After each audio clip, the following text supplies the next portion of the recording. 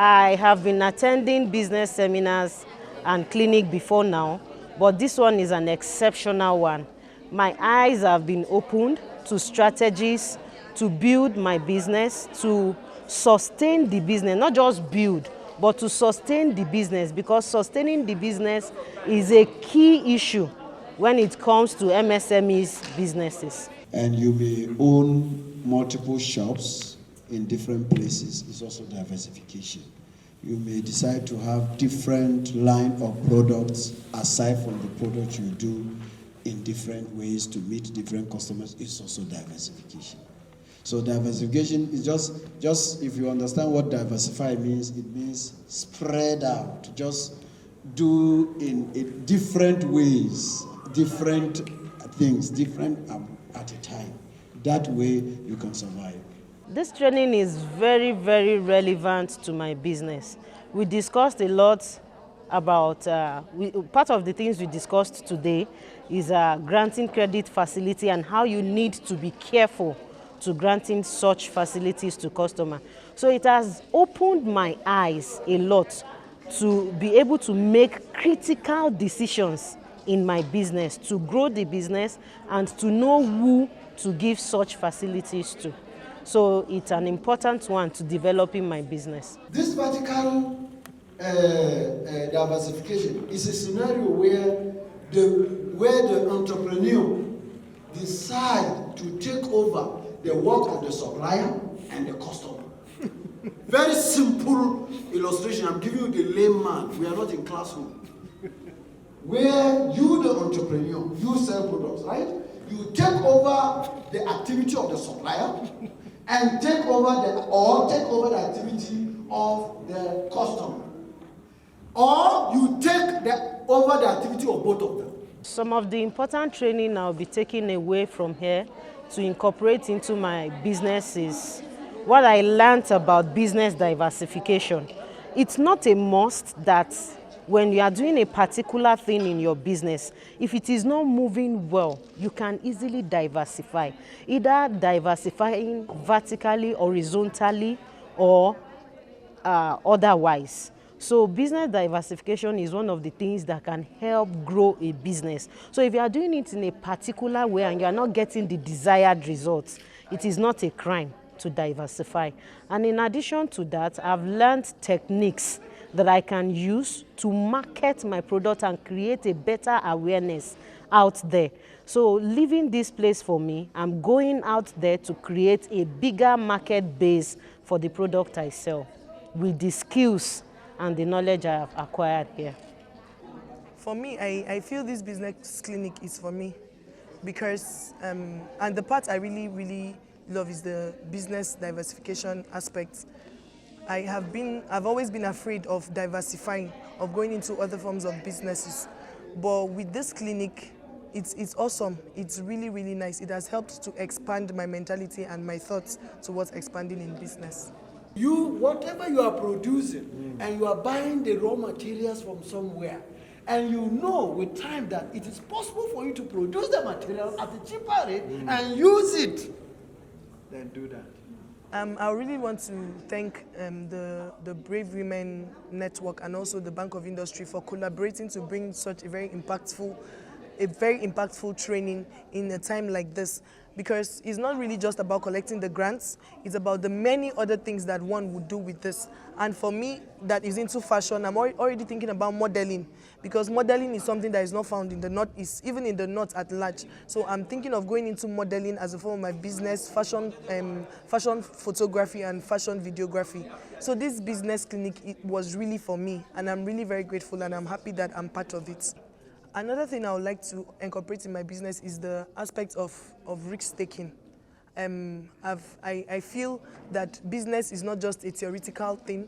I've learned that business is more of being practical, especially in this phase that we are in the economy, that you can always improvise means and ways in which you can improve your business. And one of it is that you can actually do your business even in the aspect of giving out credits, but you need to make templates, create thresholds for your business so that your business doesn't fall.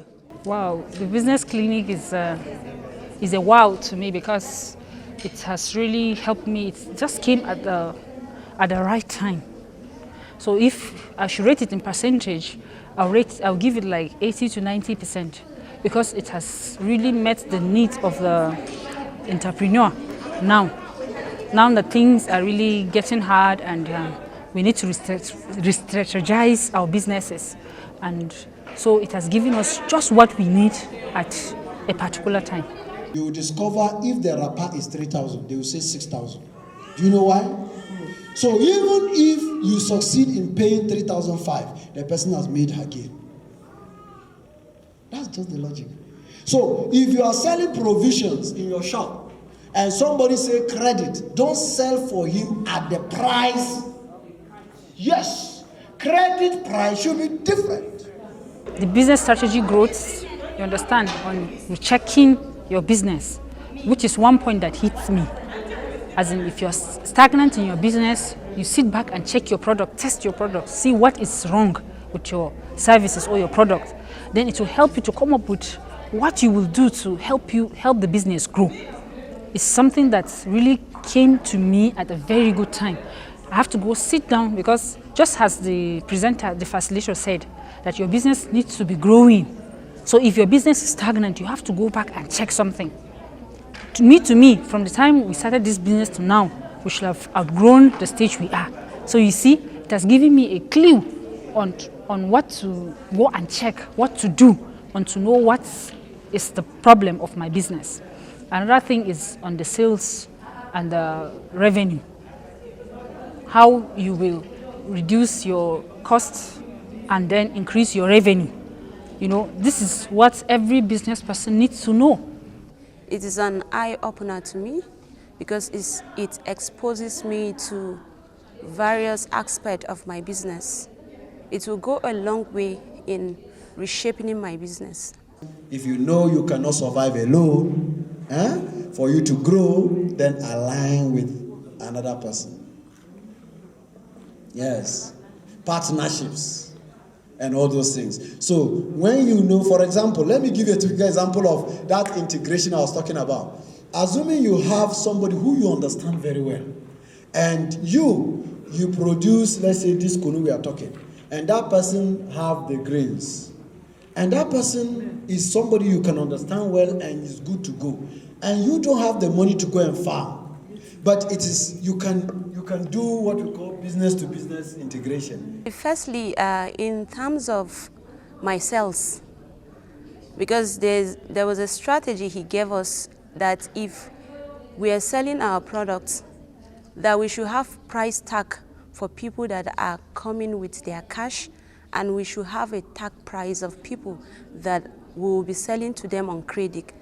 If you present these two prices, the customer will decide on which one to take, which mostly the credit prices will be higher and the cash price will be low. So the customer will decide which one to pick, which is mostly, plenty people I know, they will pick the cash price, which is lower. Things I have learned here, I've seen that before now we were taking them for granted, but I've learned a lot as a result of this business clinic. From the interactions we had in class, I have learned that we don't become too stiff in business. It is not good to say you will not give credit at all, but you keep your credit levels at minimal. That is one. Another thing is I have learned to diversify. That is to engage myself in some related businesses, but not just one. I shouldn't put all my eggs in one basket. I've learned on how to improve my marketing strategies. I've learned how to diversify. I've learned how to reduce costs when it comes to my marketing strategy. The first one, he talked about back integration. This back integration, it's all about you cutting out the suppliers of what you really need. Like myself, that I'm into spices and teas. I can, for to do the back integration for the tea. Since I'm into tea that deals with lemongrass, I can just grow the lemongrass. When I grow it, try and process it to the finished product. And also for my spices, I can grow the ginger and then produce it. So that was the first I got from there. And the second one is concerning the cutting off or reducing the cost of spending on media, social media or things like that. I can just use the chatbot strategy, technique. It will help save costs. And the third one is I have to diversify my products. Now that I'm into spices, I can just go open a shop, maybe that I'll be selling provision, then put in that my products, and also I can go into other businesses that will help balance up, for a day of the rainy days. All what I've learned, it will help me in my business, in the revenue, the cost, the customers, activities and others. Like retaining customers, how to increase my revenue, how to maximize my profits, and the credit aspects, how to leverage it with my customers, and knowing the key customers in my business.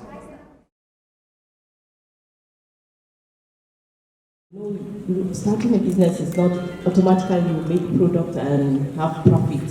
So what is the timeline for you to say, okay, let me wait, it's going to make it, and then you have 1 year, 2 years, and you're still in that point. So what is the timeline for you to think about and say, okay, I'm not doing anymore? I like that. Please clap for her. Kai, this is very interesting question. It's not flourishing. You are getting frustrated. Your main capital is even gone. You are now even deploying some debts into it, and it's still not moving. Good. So for how long will you continue in that? Very good question. Now, let me tell you something. When somebody faces this type of issue and is still remaining and borrowing to put inside, the person has not done his homework. That's number one. Number two, if it is still subsisting, the probability is that you need to go back to drawing board again and check your strategy. Did you actually hit at the point where it is well comprehended? If not, example. Now, let me also tell you something. There are some businesses also whose turnover do not come sometimes up to 10 years. And if you are not patient, you will surely back out. Let me also give you another typical example. You see these schools, it's not that as you see everybody is giving birth, so children will just come to your school. Some schools take a long time. There are even primary schools and not just private schools that have stayed, some of them stayed 3-4 years. They only manage 1 or 2 pupils in each class and so on, battling. In fact, for example, when government schools were government schools, only few private schools that were trying to come up it wasn't possible. Nobody would send their children to those places until government schools began to deteriorate. That was when people started pilot testing private. Business environment in Gombe demands that you offer credit facility. If you are into a business that your profits depend on turnover, you have to sit down and select certain people you can give credit facility to. There are people you will give credit facility to that they become very loyal to you. One, it helps you to create a wider customer base. As a result of that, your turnover multiplies. So even there are companies that supply you goods, they give you a margin of credit facility. They are giving you this credit facility for you to be able to extend that to some of your suppliers, so that you can have a bigger turnover margin, and as a result of that you get better profits.